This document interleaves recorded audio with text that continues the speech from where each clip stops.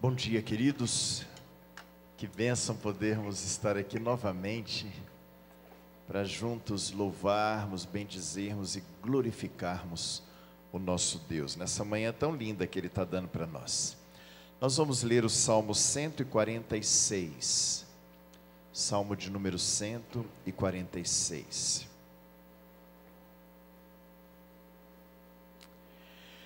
Aleluia! Louvo a minha alma ao Senhor. Louvarei ao Senhor durante a minha vida. Cantarei louvores ao meu Deus enquanto eu viver. Não confieis em príncipes, nem nos filhos dos homens em quem não há salvação. Sai-lhes o espírito e eles tornam ao pó. Nesse mesmo dia perecem todos os seus desígnios. Bem-aventurado aquele que tem o Deus de Jacó por seu auxílio, cuja esperança está no Senhor seu Deus, que fez os céus e a terra, o mar e tudo o que neles há, e mantém para sempre a sua fidelidade, que faz justiça aos oprimidos e dá pão aos que têm fome. O Senhor liberta os encarcerados. O Senhor abre os olhos aos cegos. O Senhor levanta os abatidos. O Senhor ama os justos. O Senhor guarda o peregrino, ampara o órfão e a viúva, porém transtorna o caminho dos ímpios. O Senhor reina para sempre. O teu Deus, ó Sião, reina de geração em geração. Aleluia. Vamos orar. Obrigado, Pai, porque o Senhor é esse Deus maravilhoso que nós acabamos de ler. Esse Deus que nos ama, esse Deus que cuida da gente com tanto carinho, com tanto zelo, esse Deus que nos protege. Nós louvamos ao Senhor, Pai. Nós bendizemos o nome santo do Senhor. A gente agradece muito, Pai, por essa manhã tão gostosa que o Senhor está nos dando. E por podermos nos reunir aqui em Teu nome, para glorificar o Senhor, para adorar o Senhor. Que seja uma manhã muito abençoada, Pai. Que seja uma manhã de renovação das nossas vidas. Que o Senhor opere e que o Senhor cumpra em nós e através de nós a vontade e os propósitos do Senhor. É a nossa oração e nós oramos em nome de Jesus. Amém. Vamos colocar de pé, queridos. Vamos louvar ao Senhor com cânticos espirituais.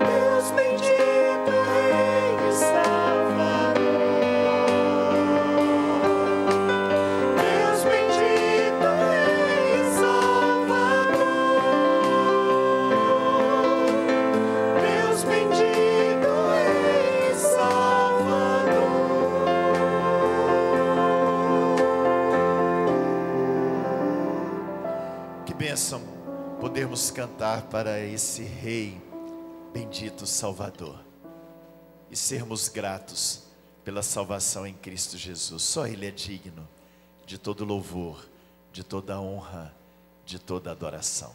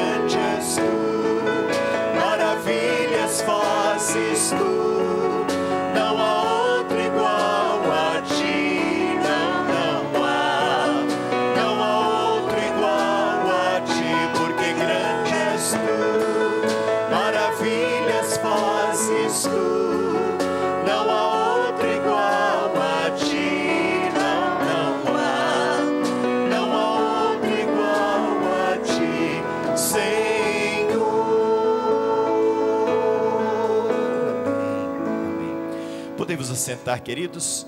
Nós vamos nos separar agora em salas para o estudo da palavra do Senhor. Que Deus possa nos abençoar.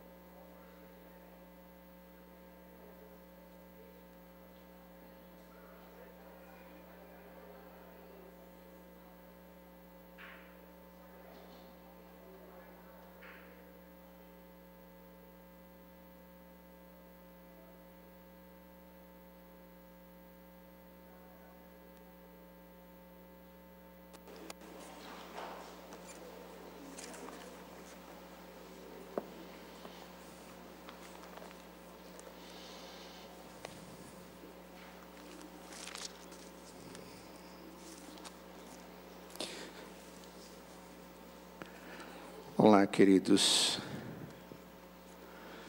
Prazer revê-la a todos.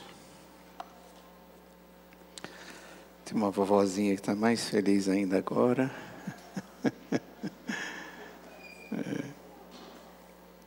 Certamente.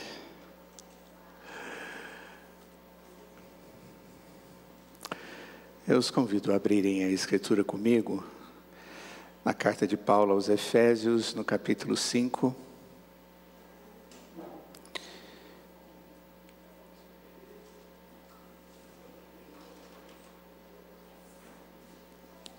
Efésios capítulo 5.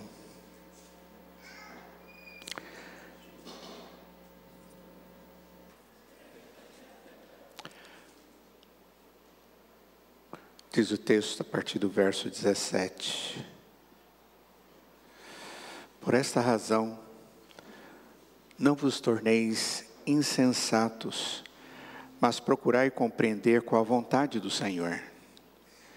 E não vos embriagueis com o vinho, no qual há dissolução, mas enchei-vos do Espírito, falando entre vós com salmos, entoando e louvando de coração ao Senhor com hinos e cânticos espirituais, dando sempre graças por tudo a nosso Deus e Pai, em nome de nosso Senhor Jesus Cristo, sujeitando-vos uns aos outros no temor de Cristo.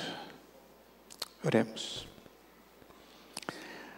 Ó Deus, obrigado por esse tempo que o Senhor nos dá, de comunhão uns com os outros, mas acima de tudo, de adoração ao Senhor, de culto ao Deus verdadeiro e nosso Salvador. E pedimos que o Senhor esteja nos abençoando de tal forma que o Teu Espírito nos dê entendimento das Tuas verdades.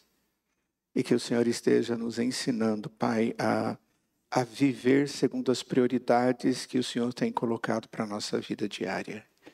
Em nome de Jesus. Amém.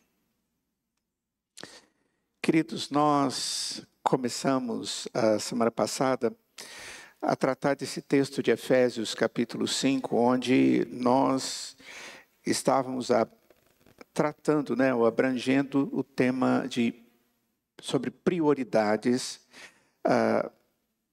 na vida do verdadeiro cristão. Como é que eu administro a minha vida?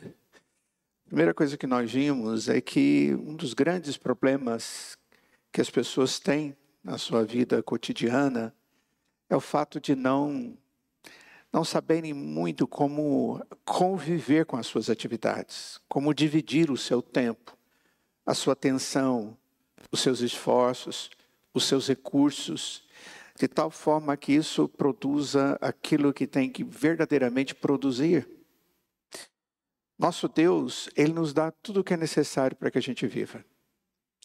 Quando eu trabalho a área de planejamento com alguma pessoa, a primeira coisa que eu coloco para essa pessoa ou para esse casal é: você acrescentaria alguma quantidade de tempo na sua existência após aquilo que Deus te deu? A resposta é simples: não, de jeito nenhum. Outra pergunta: quanto você estaria disposto a pegar de todos os seus recursos e entregar para que você pudesse ter 1 hora de existência a mais, um dia? Se eu for embora e aquelas coisas ficarem, não vão valer nada, então eu dou tudo. E na verdade, Deus dá para nós o tempo para que a gente viva. E condição de viver esse tempo. Condição de desfrutar de algo que é extremamente valioso. Cada segundo da nossa existência. Ninguém é capaz de pagar para Deus para ter mais tempo. Nós não temos o que dar para o Senhor. Mas Deus, bondosamente, graciosamente, Ele nos dá esse tempo que nós estamos tendo para viver. E nós temos que ser bons administradores daquilo que Deus nos dá. E por que a gente não pensa um pouquinho mais a respeito do tempo que a gente tem? Como que eu uso cada momento da minha existência? Dentro do meu contexto. Qual é o meu contexto? Eu sou uma pessoa que convive com pessoas. Eu tenho família, eu tenho esposa, eu tenho filhos, eu tenho amigos, eu tenho ministério, eu tenho a igreja. Como é que eu coloco essas coisas no lugar certo? Para que eu não esteja comprometendo aquilo que é mais importante em detrimento, colocando essas coisas em detrimento para aquelas coisas que são menos importantes. Isso é a administração da vida pessoal. É um planejamento da vida existencial. E muita gente tem problemas na sua vida porque eles gastam muito tempo, muito da sua vida, muito dos seus recursos naquilo que nada vale e não gastam o tempo adequado naquilo que vale tudo. Por exemplo, uma das argumentações mais comuns quando você chega para alguém e diz como é que está a sua vida com Deus. E a pessoa diz assim, poderia estar melhor. Ok, como assim? Eu poderia estar lendo a Escritura mais do que eu leio. Orando e tendo uma comunhão com Deus mais próxima. Convivendo, ok. Observa bem que nós estamos administrando mal a nossa vida. Esse é o tipo de desculpa que nós não temos na presença de Deus, porque ela não vai ser válida. Ela não é válida. E ela demonstra o quanto nós administramos bem a nossa vida. O apóstolo Paulo, nesse texto, ele, como nós vimos a semana passada, ele nos leva a compreender a importância de uma vida adequada, colocando as coisas no devido lugar, para que assim a gente possa viver a vontade de Deus.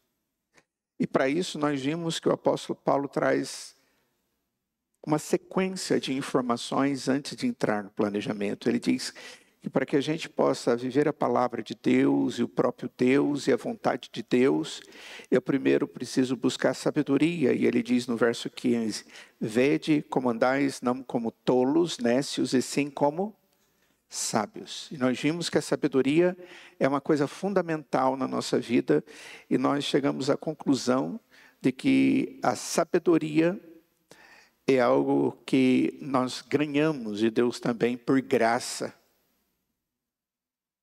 É Ele que dá a verdadeira sabedoria para que eu não ande mais como menino, agitado de um lado para o outro, direcionado por qualquer conjunto de ensinamentos. Paulo escreve para Timóteo e diz, olha, desde a sua infância, a sua meninice, você sabe as sagradas letras que são poderosas e podem te tornar sábio para a salvação pela fé em Cristo Jesus. Mas ele diz, essa mesma palavra que te torna sábio para a salvação é a palavra que te habilita a ser um homem de Deus perfeito e perfeitamente habilitado para toda boa obra. Ela te corrige, ela te educa, ela te disciplina, mas ela torna você um homem perfeito e perfeitamente habilitado para toda obra de Deus. Isso nós vimos como prioritário. Sabedoria, precisamos pedir a Deus. Nós precisamos entender a vontade de Deus. Para isso, precisamos conhecer o próprio Deus, aquilo que Ele se revela a respeito dEle e compreender aquilo que Ele tem revelado na sua palavra, porque aqui está o conceito de verdade explicado com muitas palavras. E a vontade dele é colocada em minúcias com muitas palavras. No verso 17 ele diz, eu não posso viver como um insensato, mas eu tenho que procurar compreender qual é a vontade de Deus. Então, conhecer a vontade de Deus é a segunda coisa fundamental. E por último, nós vimos no verso 18, é que nós precisamos ser guiados pelo Espírito Santo e não vos embriagueis com vinho, no qual existe destruição, dissolução, mas estejam sendo dominados, enchei-vos do Espírito. E quando isso acontece, eu adoro a Deus, falando entre vós, com hinos, salmos e cânticos espirituais, dando sempre graças ao nosso Deus. Deixamos de lado aquilo que tira de nós a lucidez, que é o vinho, aqui é um exemplo, e usando aquilo que nos traz sensatez e intimidade com Deus, o Espírito Santo de Deus. A partir daí, do verso de número 21, e vocês vão ter que me acompanhar no texto, no verso de número 21. O texto começa, sujeitem-se uns aos outros no temor de Cristo. Algumas Bíblias que fazem, todas as Bíblias fazem essas divisões para facilitar o nosso estudo. Algumas Bíblias, elas colocam esse versículo no bloco anterior. A minha aqui já coloca no bloco seguinte. Antes daquilo que é a responsabilidade da mulher. E essa divisão certamente é melhor. Porque o que o texto vai nos falar a partir de agora é como que na prática nós devemos viver as coisas importantes que Deus nos deu, com sabedoria, com conhecimento da vontade de Deus e guiados pelo Espírito Santo de Deus. E o texto diz que nós devemos nos sujeitar uns aos outros no temor de Cristo.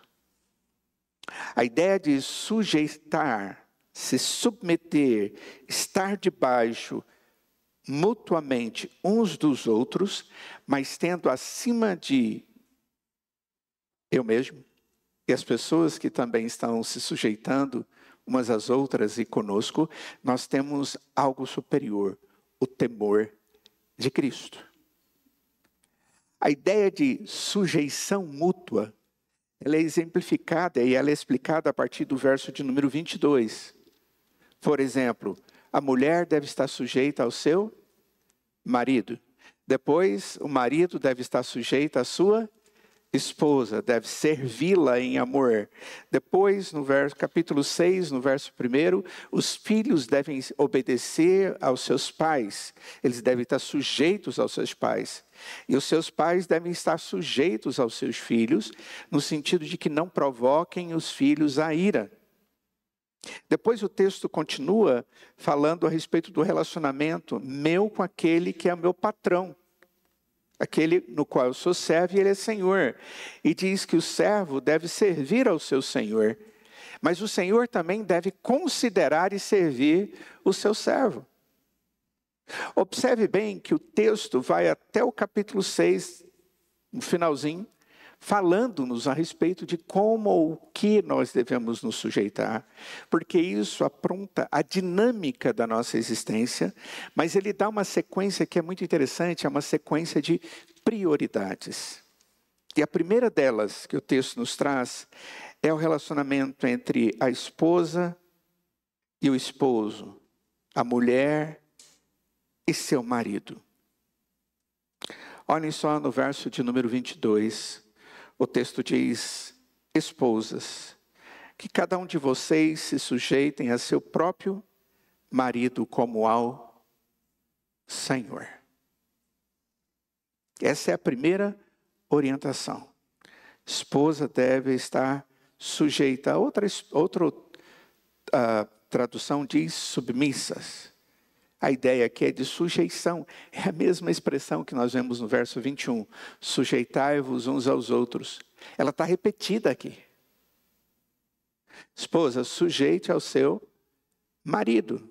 Cumpra. E o princípio principal, elementar, o mais importante é sujeite ao seu marido. Mas se você for observar e olhar o texto andando um pouquinho para trás, o texto vai dizer que a nossa primeira sujeição, a prioridade da nossa existência é nos sujeitar a Deus. Não se embriague com vinho, mas esteja preenchido pelo Espírito. Se sujeitem ao Espírito, porque se sujeitarem ao Espírito, vocês vão adorar a Deus com a vida de vocês. Vocês vão dar graças ao Senhor. Vocês vão viver a sua vida tendo como prioridade maior, mais importante, o louvor e a glória do Senhor. Isso é o primeiro na lista de um cristão. Você quer colocar prioridades na sua vida? A sua relação com Deus. Isso é o mais importante. Observem bem que essa ideia de depender, ela dá-nos uma ideia de que eu sei o quanto aquele é importante. E eu me sujeito a isso. A viver para essa importância. Então essa é a primeira afirmação ou dependência que o apóstolo Paulo nos traz. Devemos nos sujeitar ao Espírito Santo de Deus. Irmãos, nada na vida de um cristão é mais importante do que Deus. Eu não estou falando de religião. Eu estou falando da minha vida pessoal com Deus. Eu me refiro a uma vida de piedade. E é exatamente por isso que a Escritura diz que primeiro nós amamos a Deus e o servimos para depois amar aos outros e a mim mesmo. Mas eu devo primeiro amar a Deus. E o texto bíblico ainda traz ênfase. Eu devo fazer com toda a minha força, com toda a minha vontade, com toda a minha disposição. Isso tem que ser algo contínuo. Por que disso? Porque a minha relação com Deus, ela vai determinar os meus relacionamentos com todas as outras áreas da minha vida. A minha vida depende da minha relação com Deus e como Ele é importante e como Ele coordena a minha existência. Como eu me sujeito a Deus. Relacionamento com aquele Deus que concede para mim sabedoria, que concede para mim conhecimento, é aquele que me habilita para tomar decisões e, consequentemente, agir na minha vida cotidiana, na minha vida diária. Nós só nos relacionamos com Deus porque Deus vem até nós. Nós não somos amigos de Deus. Nós somos pecadores. Nós não somos sujeitos à palavra de Deus, porque nós quebramos a palavra de Deus. Nós pecamos. E isso, vira e mexe, está acontecendo na nossa vida. Você pode não estar percebendo o quanto você peca, o quanto você não é submissa ao Senhor, porque você acostumou com os seus erros. E você não os visualiza como algo errado. Mas se você for analisar todos os aspectos da sua vida e todas as orientações da palavra de Deus, você vai chegar à conclusão de que você é desesperadamente pecador. E nós só vamos conviver com esse Deus porque é Ele que quebra a parede de inimizade, é Ele que me leva à sua presença. É Ele que se revela a nós através da sua palavra. É Ele que vem ao nosso encontro e toca no nosso coração. E aquilo que eu não via, Ele desvenda os olhos espirituais da minha alma para que eu contemple a Deus e toda a sua santidade, a minha pobreza, e eu me derrame diante dEle. E veja que em Cristo Jesus eu sou perdoado, eu sou resgatado e agora eu posso conviver com Deus. E a partir daí minha vida tem significado eterno, não um significado passageiro. E essa eternidade tem a ver com intimidade eterna com Deus. O meu relacionamento com Deus, o seu relacionamento com Deus, ele só é possível porque Jesus venceu o nosso pecado na cruz. Eu preciso valorizar isso. Eu preciso, a cada momento da minha existência, reconhecer essa prioridade de intimidade com Deus. A minha vida com Deus vem antes de tudo. E se algo se coloca entre eu e o Senhor, é ídolo. E não vale a pena. Se alguma coisa tira aquilo que qualifica a minha convivência com Deus, isso não vale a pena. Porque eu estou colocando isso como se fosse um Deus antes do Deus verdadeiro. E a Bíblia chama isso de ídolo. Se eu coloco uma pessoa, um cônjuge, um filho, um amigo, um parente, um pai, se eu coloco os meus bens, a minha profissão, se eu coloco a mim mesmo, o egoísmo, o egocentrismo, ou aquela pessoa que ama a si mesmo, que é chamado de narcisista, aquele indivíduo que coloca qualquer uma dessas coisas, ou várias dessas coisas, entre ele e Deus, ele não está convivendo segundo a graça concedida em Cristo Jesus. Então, a prioridade de um cristão, de um servo de Deus, é ter Deus na sua vida como aquele que tem que ser atendido em primeiro lugar. Eu me sujeito a Ele. E isso vai determinar tudo que vem depois. Tudo que vem logo depois. Por que Deus nos deu a sua palavra? Essa é a única ferramenta suficiente, a palavra dele, o único instrumento suficiente, eficaz, que é compreendido pela ação do Espírito, que pode nos levar à salvação e à intimidade com Deus. Isso aponta para uma vida de piedade. Eu já defini e redefini isso para vocês várias vezes. O que é ter uma vida piedosa? Vida piedosa aponta para a minha relação, a minha comunhão com Deus. Vida de piedade é vida de intimidade com Deus. Eu me esforço para ter isso. Quando eu leio a Escritura, eu sei que eu estou lendo a palavra de Deus, Ele está falando ao meu coração. Quando eu converso com Deus, é porque Ele é meu íntimo. E eu estou em comunhão com Ele, eu estou me sujeitando ao querer dEle. E colocando diante dEle aquilo que eu não consigo tratar, aquilo que eu não consigo vencer, tudo da minha existência. A vida de piedade é uma vida de completa humildade diante de Deus e submissão a Ele. Isso vem em primeiro lugar. Porque através desse relacionamento com Deus, eu vou conhecer a sua vontade, eu vou usar a sabedoria que Ele me dá, para que eu possa, praticando a sua vontade, ter os demais relacionamentos saudáveis ou de maneira saudável. Essa é a primeira coisa que nós devemos observar aqui no texto. Primeira prioridade, então, é Deus. Segunda prioridade é a minha vida familiar. Mas na minha vida familiar, o meu relacionamento com o meu cônjuge. E aí vem uma palavra para os casados. E você, ainda não sendo casado, essa parte não está aí. Mas a primeira está.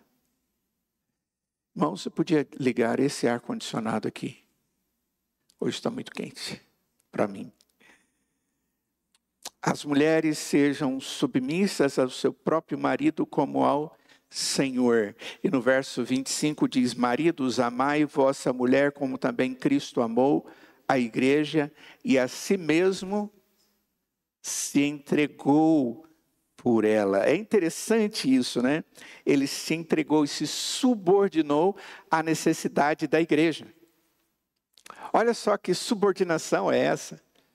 Deus precisava fazer alguma coisa dessa natureza para que ele fosse Deus. Ele precisava se sujeitar para ele ser Deus? Não. Ele continuaria sendo quem ele é, perfeito em si mesmo, mas ele resolveu fazer isso por uma ação relacional de restauração e de vida para com aqueles que ele resolveu amar. Nós. Ele morre pela igreja, ele se desgasta, ele coloca-se na frente do perigo, colocando a sua esposa nas costas, que é a igreja. Ele é o marido e a igreja é a noiva. O que esse texto está nos mostrando é que o casal, eles devem ter um relacionamento dentro das prioridades em segundo lugar. Eu preciso desenvolver um relacionamento correto, saudável e edificante para o outro e, consequentemente, para mim. E isso glorifica a Deus. Pense comigo de uma maneira muito simples. Um casal, quando ele não está bem, você não está bem diante dos filhos. Isso compromete o relacionamento com os filhos. Eu digo para os pais, quando eles estão em crise e têm filhos pequenos, e eles dizem, ainda bem que os nossos filhos são pequenos. Eu digo, você está muito enganado. Seu filho pequenininho, ele percebe claramente como o ambiente está. E a cabecinha dele fica totalmente angustiada ao perceber que as coisas não vão bem e que são os seus pais. Porque os seus pais são referenciais para eles. Os primeiros referenciais para eles. Observem bem que quando ele está na adolescência, ele vai ter a mesma percepção. Na mocidade, a mesma percepção. Quando eu já estou velho, a mesma percepção. É claro que a minha habilidade de julgar, de avaliar e reter o que é melhor, ela existe, mas essas pessoas, eu tenho uma expectativa por elas, porque eles são aqueles que me deram existência. E são aqueles que receberam de Deus a responsabilidade de cuidar de mim. No livro de Provérbios, ele enfatiza a atitude dos filhos para com os pais, mas também ensina e enfatiza a relação dos pais com os filhos. E a relação dos filhos com os pais é dependente de como esses pais vivem. A sua vida com os seus filhos depende da sua vida conjugal. A sua vida com o seu trabalho depende da sua vida conjugal. Você pode ir lá, estar trabalhando, fazendo as coisas, tudo bem, mas você está incomodado. Aquilo não te traz a alegria, a realização que você precisava, porque o que é mais importante está comprometido. E a sua vida na igreja? Quando você entra nesse lugar, você lembra da presença de Deus e daqueles que adoram a Deus como você e diz, puxa vida, não está do jeito que deveria estar.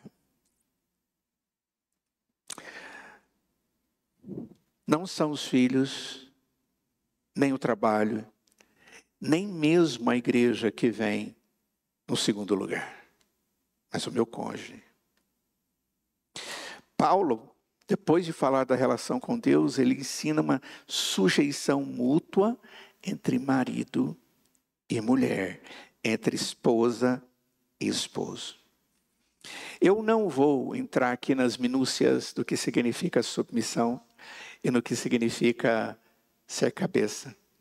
Mas o que fica claro em ambas as propostas contidas no texto é que elas sugerem que eu devo estar submisso à necessidade ou às atividades do outro. Uma mulher, quando está sujeita ao seu marido, como desde Gênesis isso ficou claro, quando Deus fez a mulher, não é para que ela fosse menor ou para que ela fosse alheia ao seu esposo e às realidades que envolvem da sua ação a favor da família, mas ela coopera, ela é auxiliadora. Ela caminha com ele para alcançar os objetivos familiares. E ambos sujeitando-se a Deus. O que o texto aqui ele nos conduz a compreender é que quando uma esposa é submissa ao seu marido, e seu marido a ama, e serve a sua esposa com amor, segundo a necessidade, ambos estão honrando ao Senhor e fortalecendo sua família e sua vida em geral. Se eu não trato o meu relacionamento conjugal, todo o restante da minha vida vai estar comprometida. Porque as outras coisas não vão poder me dar o prazer, a alegria, a paz, a satisfação que eu só encontro no meu relacionamento conjugal. Essa é a realidade. A família, em especial, o relacionamento entre homem e mulher, marido e esposa, é a base dos relacionamentos humanos. A base do nosso relacionamento geral é Deus, mas a segunda camada é o cônjuge. É o relacionamento conjugal. Quando isso se deteriora, outros relacionamentos tendem a se deteriorarem também. Lembre-se, os seus filhos não são abençoados como deveriam se não tiverem um pai e uma mãe juntos. Quando as pessoas querem se convencer de que o casamento, entre aspas, acabou e que elas vão viver muito melhor separados, essa é a atitude mais egoísta que eu posso nominar no relacionamento entre iguais, entre seres humanos. Porque aquilo que você tomou como pacto ficou desprezado com esse pensamento. Aquilo que você aprendeu e que é ensinado na Escritura ficou desprezado. Aqueles que são seus filhos também foram desprezados. Porque os seus filhos precisam de pais que vivam como casal. Que administre os seus problemas, os seus erros, suas angústias, os seus pecados. E tratem isso juntos na presença daquele que sustenta todas as coisas. E principalmente o relacionamento conjugal. Não exista nada na nossa vida que não possa ser tratado pelo poder de Deus. Não existe coração duro o suficiente que Deus não possa amolecer. Não existe pecado algum maior do que o sangue e o amor de Deus demonstrado no sangue de Cristo Jesus. Lembre-se disso. Isso nos cobra muito, porque há situações que a gente não quer. Mas se eu busco a vontade de Deus com sabedoria para poder ter intimidade com o Senhor e agora até o restante da minha existência, a Escritura vai dizer: pare de se convencer, porque você vai destruir todos os demais relacionamentos. Inclusive, você vai influenciar a busca que os seus filhos terão para cônjuges deles. Ok?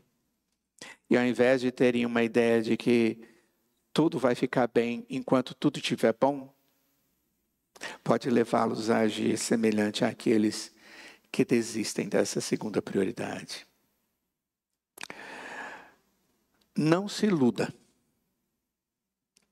Por mais que a sociedade tente dizer outras coisas, por mais que o mundo tente florear e torcer o contexto familiar, dando a ideia de família desconstruída como algo natural, isso não é natural.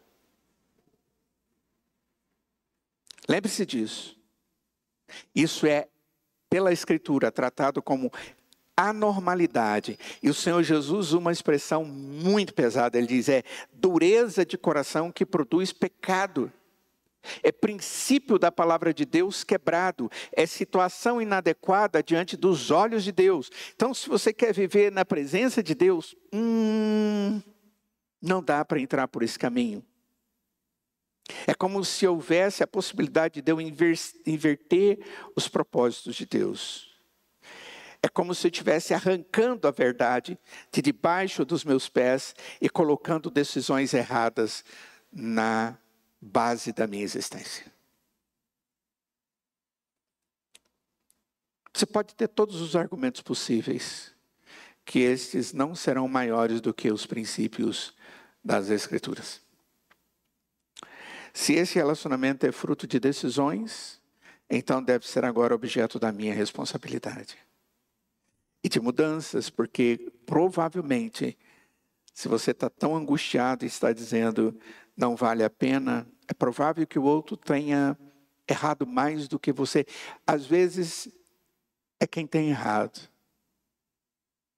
Mas você deve confiar naquilo que Deus pode fazer. Nós vemos tantas famílias sendo quebradas por causa de questões profissionais, financeiras, por causa de filhos. E isso não está correto. Ok.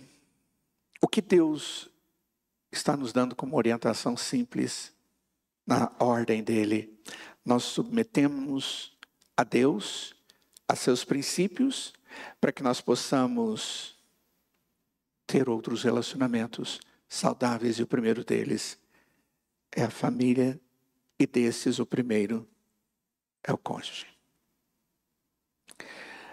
Eu digo sempre, quando falo a respeito disso, que Deus tenha misericórdia de nós.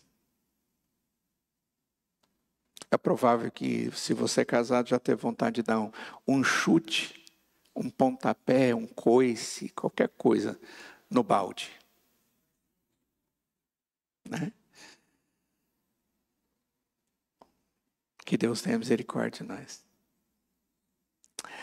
Terceira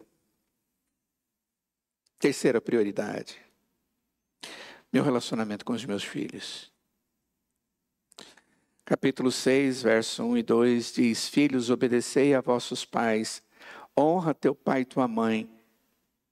E aí depois diz: Pais, não provoqueis vossos filhos a ira, criai-os na disciplina e na admoestação do Senhor.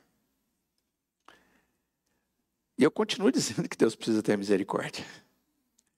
Deus precisa agir com muita misericórdia para conosco que somos pais, como também para com os filhos. O princípio aqui é o princípio da obediência. Filhos, obedecei aos vossos pais. Essa é a palavra aqui usada. Obediência, ou o princípio da obediência no mundo que nós vivemos, tem sido tratado como fraqueza. Hoje eu tenho que questionar para depois admitir que eu vou obedecer. Até crianças, bem crianças mesmo, elas estão aprendendo a fazer isso. Às vezes não dentro da sua casa, mas nos outros relacionamentos que ela tem. Sempre quando alguém dá uma orientação e simplesmente tem que obedecer, ela tem que argumentar primeiro, ela tem que se mostrar, ela tem que mostrar que ela não é fraca. Por quê? Aí você fala, porque sim. Aí ela fala, por quê? Como se ela estivesse falando para um igual. Isso sempre existiu. Só que agora nós estamos num tempo muito complicado. E isso muito é culpa dos pais, podem ter certeza disso. Os pais têm feito dos seus filhos verdadeiros reis. E feito a si mesmos, os pais, como príncipes. As necessidades, os interesses, os gostos, a alegria, a satisfação do filho, vem antes das suas. Eu faço tudo pelo meu filho. Como assim? Eu quero fazer com que ele tenha tudo o que eu não tive. Ei, que história é essa? Não é assim que Deus nos ensina. Nós temos dentro da sociedade contemporânea dito até mesmo que os filhos não podem ser disciplinados pelos pais. Ou seja, eles não podem exercer a sua função de orientador e de justiça para que o seu filho entenda o que é justo diante dos erros. E que esse peso é muito menor do que o peso que ele vai ter na vida se ele não for de maneira justa disciplinado. O filho, e boa parte dos filhos contemporâneos, eles são desobedientes. E muitas vezes eles aparentam obediência, mas são desobedientes. É só você lembrar de você mesmo na fase de filho antes de casar. Lembre-se, quantas vezes você tentou burlar, fazer diferente, afrontar. Só que o princípio que você está afrontando não é dos pais, é o princípio de Deus. Então o filho, ele precisa aprender a obedecer os seus pais e obedecer a seus pais. E eu quero dizer para os amados que em alguns momentos eu tenho tratado de adolescentes principalmente que não querem obedecer a seus pais porque eles são incoerentes, desproporcionais, desonestos com os próprios filhos. E aí eles não são motivados. E aí eu entendo por que o texto diz: e pais, não provoqueis os vossos filhos a ira. Quanto a esse tema, se você quiser aprender um pouquinho desse assunto, e você tem filho menor, leia um livro do Lu Priolo, amado irmão que o Senhor recolheu o ano passado a sua presença, muito jovem, que fazia um ministério fantástico na área de aconselhamento. E ele tem muita literatura. Uma delas, ele fala da ira dos filhos, como a gente deve tratar a ira dos filhos. E um dos capítulos, ele trata sobre esse verso.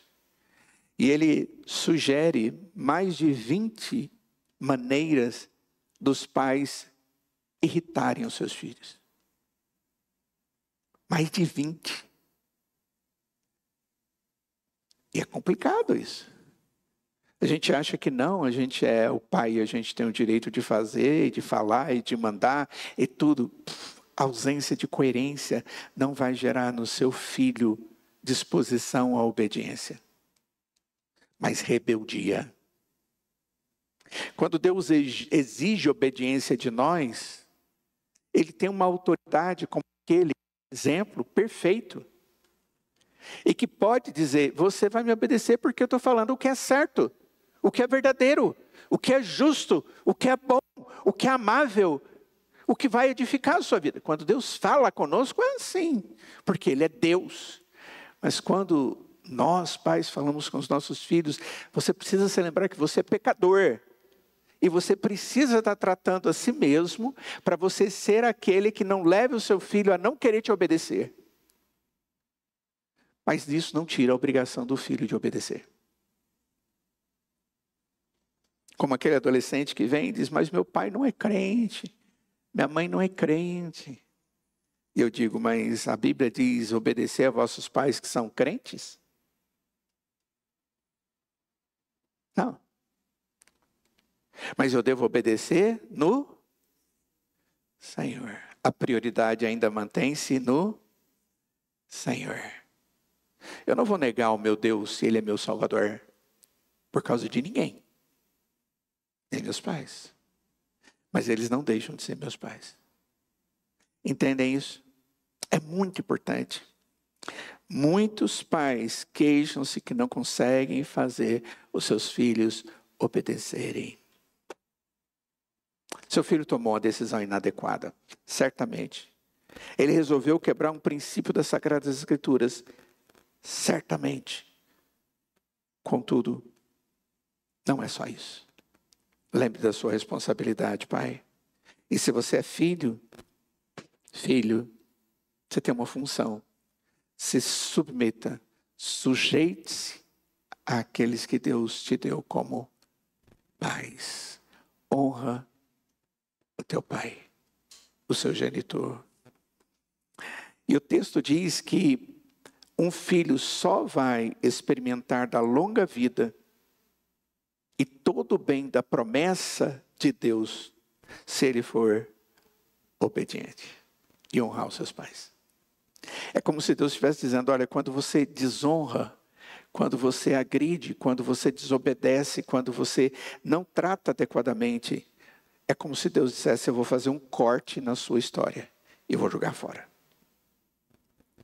E os seus dias vão ser menores.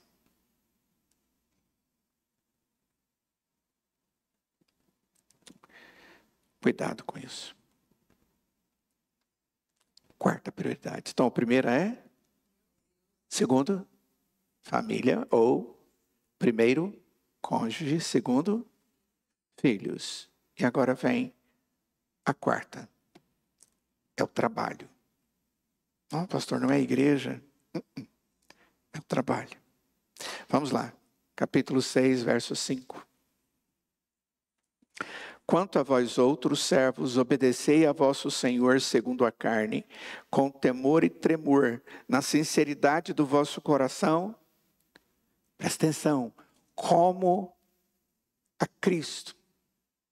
E vós, senhores, de igual modo, procedei para com eles, deixando as ameaças, sabendo que o Senhor, tanto deles como vosso, está nos céus e que para com ele não há acepção de pessoas. Ele vai julgar tanto o Senhor quanto o servo. Essa é a ideia. Quando a vida profissional, ela define minhas decisões, ela me dá um status de poder. Então, observe bem. Se na minha vida profissional eu sou alguém que cresço, como empresário daquela área ou alguma coisa assim, isso vai aumentar sobre mim o meu status de poder, a minha condição de poder, a minha colocação de poder. Contudo, eu tenho que entender que aqueles que vão trabalhar comigo, me servindo a empresa, propósitos, planejamentos, metas, tudo. Isso tudo tem que ser feito de tal forma que as coisas iniciais são antes. Deus e família. E agora eu tenho que lembrar que esses que vão trabalhar comigo também têm as suas prioridades. Quais são? Deus e família. Eu não posso desconsiderar essa pessoa para considerar a minha posição. Por isso que Deus não trata nada com acepção. Então lembre-se aqui, ali está uma pessoa que ela está dando para você através de um valor, ela está servindo, ela está vendendo uma força de trabalho. Mas aquela pessoa é uma pessoa e tem as mesmas necessidades que você. Tem os mesmos valores no sentido de ser humano, de respeito, de honra que você tem. Então, a orientação aqui no texto é que o servo deve obedecer ao seu Senhor.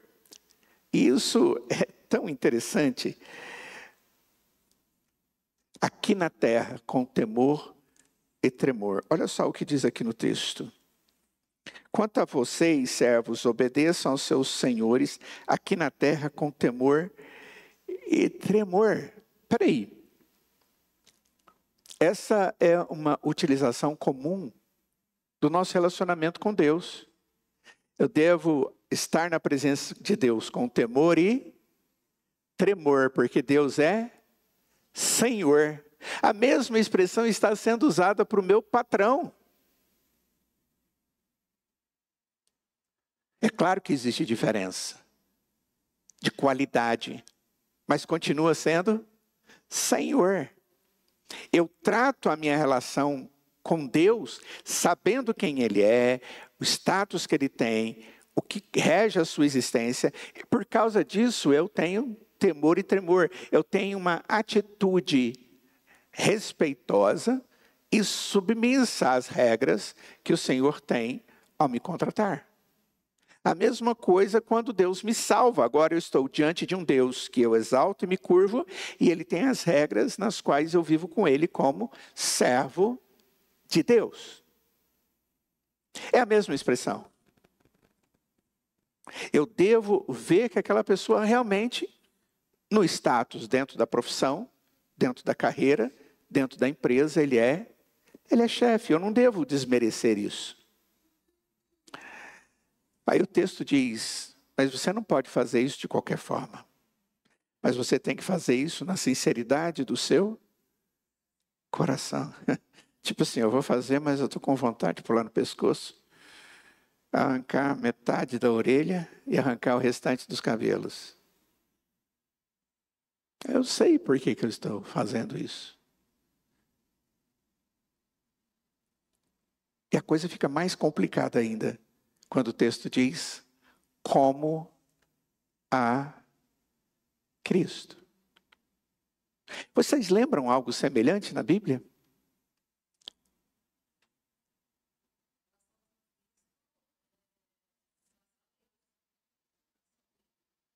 Ok? Mas tem algum texto na Bíblia que diz que eu tenho que fazer como se fosse a Deus? Tem sim, nós vamos encontrar na Escritura de que nós devemos servir como se estivéssemos trabalhando para o Senhor. Então observe bem, você se sujeitou àquilo, faça isso. A ideia de novo é de sujeição. Mas lembre-se que Deus está à frente de tudo. E o texto continua: e vós, senhores, de igual modo, procedei para com eles, deixando as ameaças. Não é com ameaça. Sabendo que o Senhor acima de você, que é Senhor, tem um Senhor. Tanto dessas pessoas quanto de você. Ele está lá nos céus.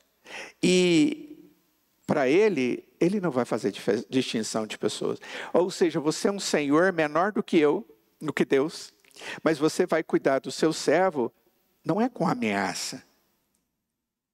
Isso é porque existem regras. E isso tudo determina a relação humana.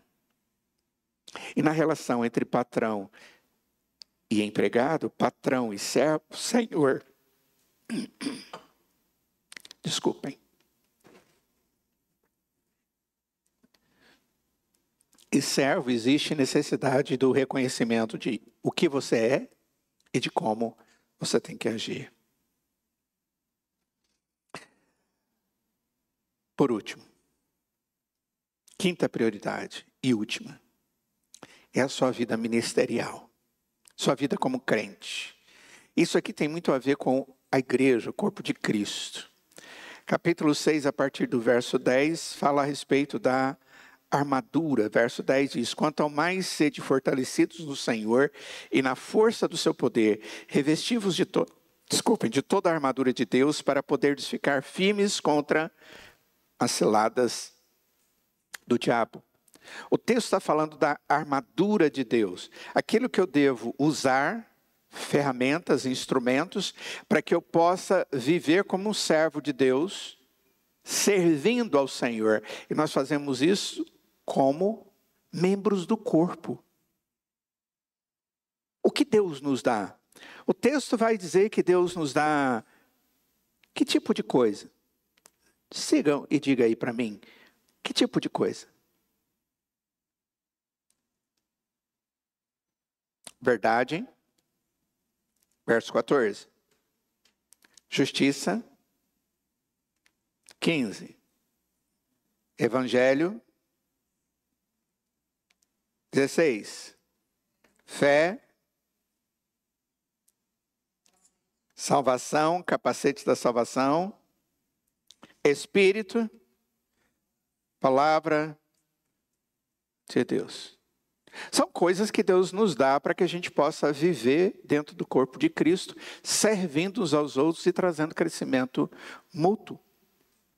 A armadura de Deus é para uma qualificação, destreza da nossa vida ministerial, na vida de um crente que exerce função dentro do corpo de Cristo. E isso é para cada um de nós.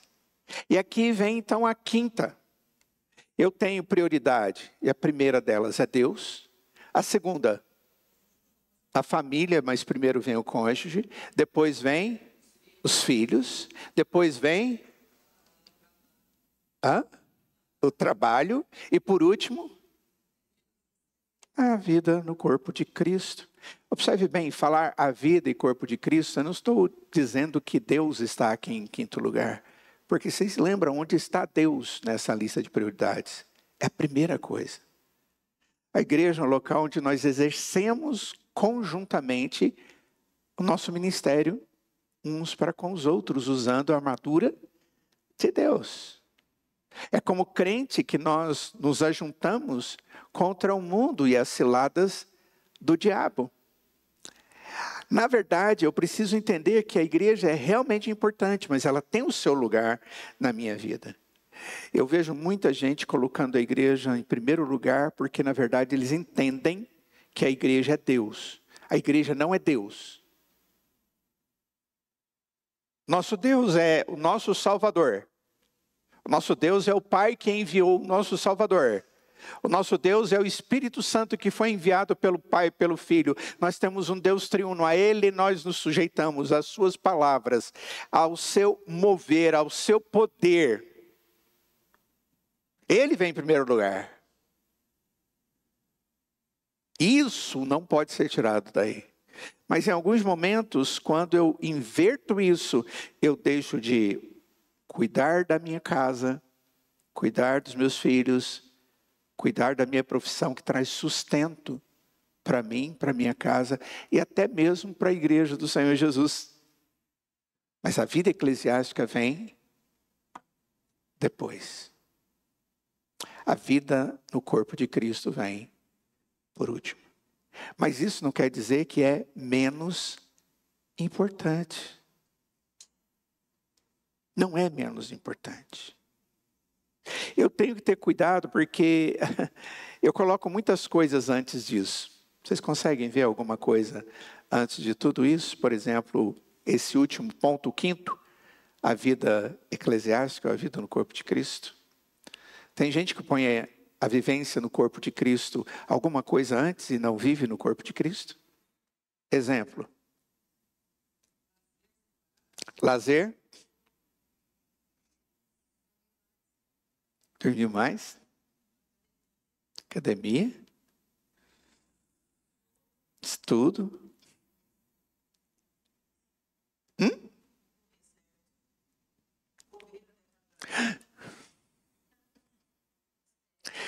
Estética. Olha, a gente vai poder falar um bocado de coisa. Hoje é dia do Senhor. Você pode ter todas essas prioridades anteriores e precisa ter. Mas a vivência na presença de Deus, com o corpo de Cristo, isso é a quinta responsabilidade sua. E ela não é menos importante. Porque nesse dia é único para que você glorifique a Deus que vem em primeiro lugar junto com o corpo de Cristo. Essa foi também uma estratégia de Deus de nos fazer viver periodicamente como igreja. Para que a gente possa trocar aquilo que Ele nos deu, a armadura, e assim servirmos uns aos outros e crescermos juntos. Cuidado para que você no dia do Senhor não esteja trocando as prioridades que Deus te deu por aquilo que não é prioridade. Você tem outros dias para estas. E se alguma delas prejudica aquilo que você está fazendo ou deveria fazer, questione, porque você está colocando isso entre você e aquilo que, pelo conhecimento da vontade de Deus, ficou definido.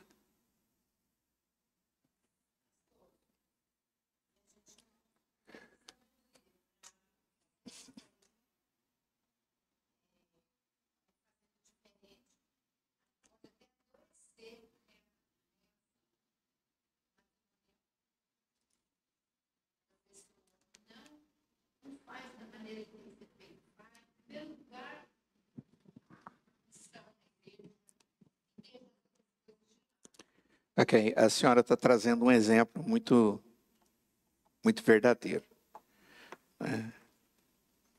Tem muitas mulheres que ficam com raiva da igreja, sabiam? Porque parece que o marido é casado com a igreja. Ele não tem tempo para a esposa, não tem tempo para os filhos, porque ele todo dia tem que estar fazendo alguma coisa na igreja para o corpo de Cristo. Isso é verdade. E não é incomum, e eu vou trazer para vocês um dado estatístico. Houve um período da história do presbiterianismo, aqui no Brasil, em que boa parte dos filhos dos pastores deixaram de ser crentes ou de ir para a igreja. Porque isso era tratado com um legalismo tão grande que não era fruto da convivência que os seus filhos aprenderam com os seus pais, a sua convivência com Deus. Eles não foram evangelizados. Os pais evangelizaram todo mundo, mas não evangelizaram seus filhos. Ensinaram todos, mas não ensinaram os seus filhos. Isso chegou a ser fruto de reunião, ou tema de reunião oficial da nossa denominação. O que está acontecendo?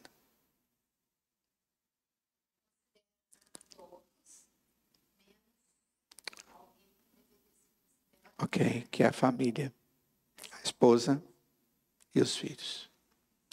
Ok, isso é um fato, irmã. É estatístico até.